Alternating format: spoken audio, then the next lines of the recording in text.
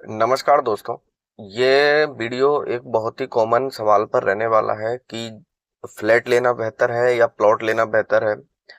तो जो लोग जयपुर में इन्वेस्टमेंट करना चाहते हैं या इन्वेस्टमेंट करने का प्लान कर रहे हैं, ये वीडियो उनके लिए बहुत ही महत्वपूर्ण रहने वाला है। तो इस वीडियो में आगे हम जानेंगे कि फ्लैट लेने के क्या फायदे और नुकसान हैं, प्लॉट लेने के क्या फायदे और नुकसान हैं।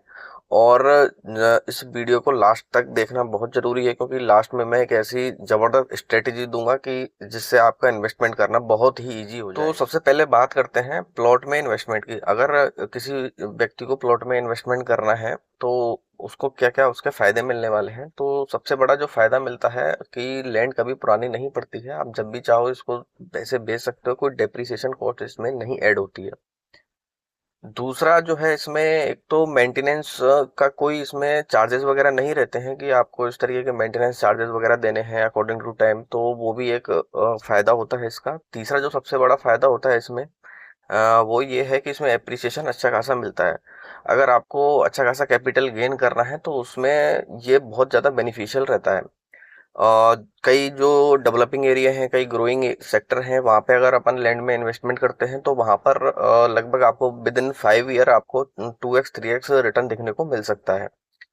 तो बात करें इसके कुछ माइनस पॉइंट्स की, तो उसमें जो सबसे बड़ा माइनस पॉइंट होता है, तो उसमें अपन को सबसे पहले ये देखना पड़ता है कि जो लीगल डॉक्यूमेंट्स हैं, लीगलिटी है, अप्रूव्ड है, तो ये सारी चीजें अपने को बहुत बारीकी से चेक करनी पड़ती हैं, तो इसका अपन को बहुत ध्यान रखना पड़ता है। दूसरे इसमें माइनस पॉइंट्स की बात करें अपन लैंड में इन्वेस्टमेंट की, तो जो है कि जो कई बार अपन इन्वेस्टमेंट करते हैं और अगर उस एरिया में उस तरीके का ग्रोथ नहीं मिलता है किन्हीं कारणों से, या उस एरिया स्पेसिफिक एरिया में कोई ग्रोथ चांसेस कम होते हैं, तो अपन की जो रिटर्न के चांसेस हैं वो भी कम हो जाते हैं, तो एक रिस्क बना रहता है इसके अंदर। तो ये इसके माइनस पॉइंट्स होते हैं। और अगर अपन बात करें जो लैंड के इन्वेस्टमेंट की, तो उसमें यह है कि अपन को फ्रीडम मिल जाती है कि अपन इसको किसी भी तरीके से यूज कर सकते हैं। चाहे अपन इसमें खुद का स्वयं का मकान बना सकते हैं, अदरवाइज अपन इसको डायरेक्टली सेल भी कर सकते हैं। अब बात करते हैं फ्लैट के इन्वेस्टमेंट की, कि फ्लैट के इन्वेस्टमेंट के क्या क्या फायदे हैं। तो जिनको अगर कैश फ्लो जनरेट करना है, जो जनरली कैश फ्लो जनरेट करना चाहते हैं फर्स्ट डे से, तो उन लोगों के लिए ये एक इन्वेस्टमेंट सही रहता है और ये एक फायदा मिलता है। उसके अलावा इसमें जैसे देखा जाए तो आपको जो है बैंक जो है लोन, अच्छा खासा लोन मिल जाता है। तो जो लोग फ्लैट्स में इन्वेस्टमेंट करते हैं तो उनके लिए लोन इजीली मिल जाता है बैंक की तरफ से, तो एक ये फायदा रहता है। और उसके अलावा जो जैसे जो एमिनिटीज वगैरह हैं सोसाइटीज की, वो फर्स्ट डे से आपको मिलना स्टार्ट हो जाती हैं, सिक्योरिटी वगैरह और इस तरीके की जो एमिनिटीज होती हैं। हाँ, तो बात करें इसके माइनस पॉइंट्स की, तो सबसे बड़ा जो माइनस पॉइंट आता है वो है मेंटेनेंस का। तो ये अकॉर्डिंग टू टाइम ये आपका ग्रो होता रहता है, आपको मेंटेनेंस चार्जेस आपको हमेशा देने पड़ते हैं। अ, उसके अलावा जो इसमें एक माइनस पॉइंट आता है निकल के, वो ये है कि इसमें जो एप्रिसिएशन है वो उतना नहीं होता है जितना कि प्लॉट्स में होता है एप्रिसिएशन, क्योंकि थोड़ा स्लो रेट ऑफ एप्रिसिएशन थोड़ा स्लो रहता है। तो एक ये इसमें माइनस पॉइंट रहता है। तो अब सबसे बड़ा सवाल ये उठ के आता है कि जो लोग इन्वेस्टमेंट करना चाहते हैं जयपुर के अंदर, तो वो फ्लैट्स में इन्वेस्टमेंट करें या प्लॉट्स में इन्वेस्टमेंट करें। तो ये तो अपन ने इसके फायदे नुकसान दोनों चीजों के देख लिए हैं। उसके अलावा अब बात आती है डिसीजन की, कि किस तरीके से डिसीजन लिया जाए।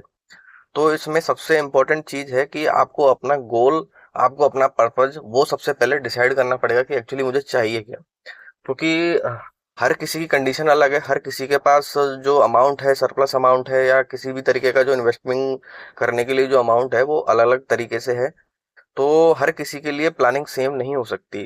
तो इसमें जैसे जो नए लोग हैं, अभी नए इन्वेस्टर हैं, तो उनके लिए थोड़ा सा सेफ हो सकता है कि वो फ्लैट्स की तरफ देख सकते हैं। या जिन लोगों के पास अच्छा खासा अमाउंट है इन्वेस्टमेंट करने के लिए, जो जेडीए प्लस रेरा या जेडीए लैंड लेना चाहते हैं, तो उनके लिए जैसे 20 से 25 लाख से स्टार्टिंग हो जाती है इन्वेस्टिंग के लिए। तो इनके पास अगर ऐसा सरप्लस अमाउंट है तो वो वहां से स्टार्ट कर सकते हैं इन्वेस्ट करने के लिए। दूसरा जो पॉइंट है वो ये है कि इन्वेस्टमेंट ऐसा नहीं है कि सबके लिए बिल्कुल सेम सेम काम करेगा। हर किसी की परचेज पावर अलग अलग है, तो इन्वेस्टमेंट की जो प्रायोरिटीज हैं वो भी अलग अलग रहेंगी।